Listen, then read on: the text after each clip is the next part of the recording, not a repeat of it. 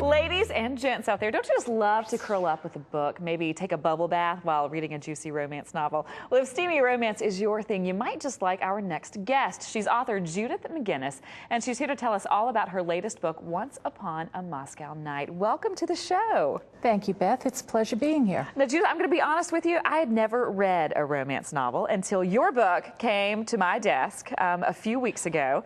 What drew you to the romance genre? Romance is something that every woman should experience in her life and enjoy it and be able to say that she's living a part of it, a dream. So you can kind of create this image in your mind of a fantasy world, or more you can make your reality? Not exactly a fantasy world, although that is a good part of it. You always wish you were someone else.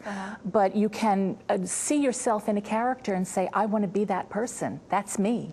Now, Once Upon a Moscow Night obviously is set in Russia. What drew you to that country? Were you wanting to whisk folks away to a different setting? Yes, and it's a great place to be culturally, and the culture is what really makes my characters in this book. The differences between them have to come out, and that was a fantastic place to put them. Let's talk a little bit about the storyline. Let's talk about Victor and how you came up with that character. That character is actually based on a person that I know. Yes. Is it your husband? No, it's not. Does he know that? Yes, he does. It happens to be a friend of ours, and his story needed to be told, and this was it. It's finding a romance during someone's vacation. You always wonder if that vacation romance will work out or if it won't. And that's what you were discovering in this actual novel. Yes. Were you writing for women specifically when you were coming up with this story? Well, men don't exactly like romance stories. Just ask my husband sometime.